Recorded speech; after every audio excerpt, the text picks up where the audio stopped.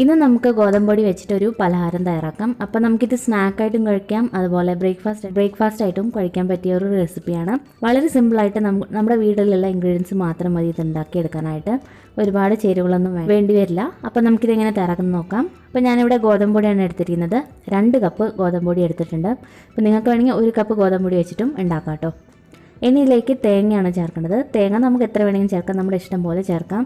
ഞാനിപ്പോൾ ഒരു 3 വലിയ സ്പൂൺ തേങ്ങ ചെറിയതും കൂടി ചേർക്കുന്നുണ്ട്. ഇനി ഇതിലേക്ക് ആവശ്യത്തിനുള്ള ഉപ്പ് ചേർക്കാം.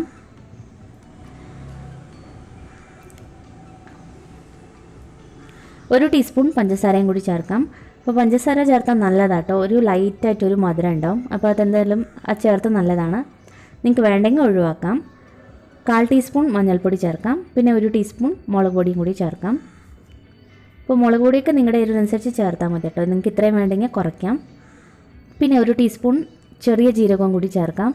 ജീരകം ചേർത്താൽ നല്ലൊരു ടേസ്റ്റാണ്. അപ്പോൾ നമുക്കത് ചെറിയൊരു സ്പൂൺ മതിയാവും, അതും കൂടി ചേർക്കാം. ഇതിൻ്റെ കൂടെ തന്നെ നിങ്ങൾക്ക് ക്യാരറ്റൊക്കെ ഗ്രേറ്റ് ചെയ്ത് ചേർക്കാം ഇതായിരിക്കും.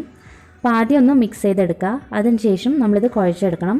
ഇത് കുഴച്ചെടുക്കുമ്പോൾ ഒരുപാട് ടൈറ്റായിട്ട് കുഴയ്ക്കരുത്. നമ്മൾ ചപ്പാത്തിക്കൊക്കെ കുഴയ്ക്കുന്ന രീതിയിൽ കുഴയ്ക്കരുത്. കുറച്ചൊന്ന് കയ്യിലൊക്കെ ഒട്ടി പിടിക്കുന്ന രീതിയിൽ വേണം കുഴച്ചെടുക്കാനായിട്ട്. ഇതുപോലെ ഒന്ന് കുഴച്ചെടുക്കുക. അതിന് ശേഷം ഇതിലേക്ക് 1 ടേബിൾ സ്പൂൺ ഓയിലും കൂടി ചേർക്കാം.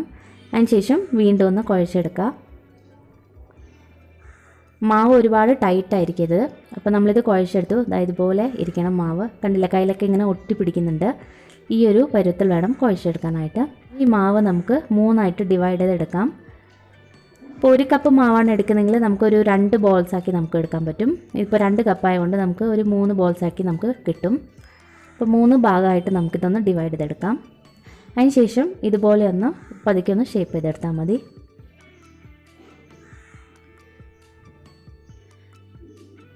അപ്പോൾ ഇതുപോലെ നമുക്ക് 3ആയിട്ട് നമുക്ക് ഷേപ്പ് ചെയ്തെടുക്കാം.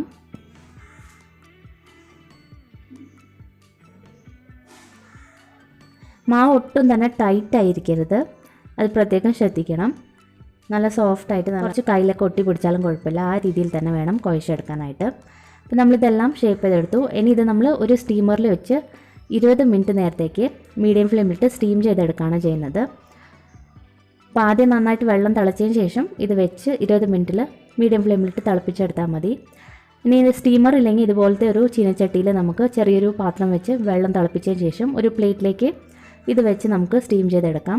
അപ്പോൾ ഇത് അറിയാത്തവർക്ക് വേണ്ടിയിട്ടാണ് ഞാനിത് പറയുന്നത്. അപ്പോൾ ഞാനിത് 20 മിനിറ്റ് മീഡിയം ഫ്ലെയിമിലിട്ട് സ്റ്റീം ചെയ്തെടുത്തതാണ്.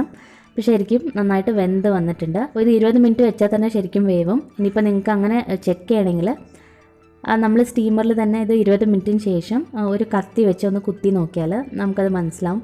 കത്തിയിലൊന്നും ഒട്ടിപ്പിടിക്കാതെ വന്നാൽ അത് റെഡിയാണ്.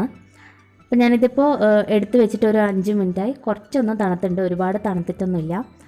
അപ്പോൾ ഇതിനെ നമുക്ക് കട്ട് ചെയ്യാം. കട്ട് ചെയ്യുന്ന മുമ്പായിട്ട് കത്തിയിൽ ഒരല്പം ഓയിൽ വെച്ച് തേച്ച് പിടിപ്പിക്കാം. അതിന് ശേഷം കട്ട് ചെയ്യാം.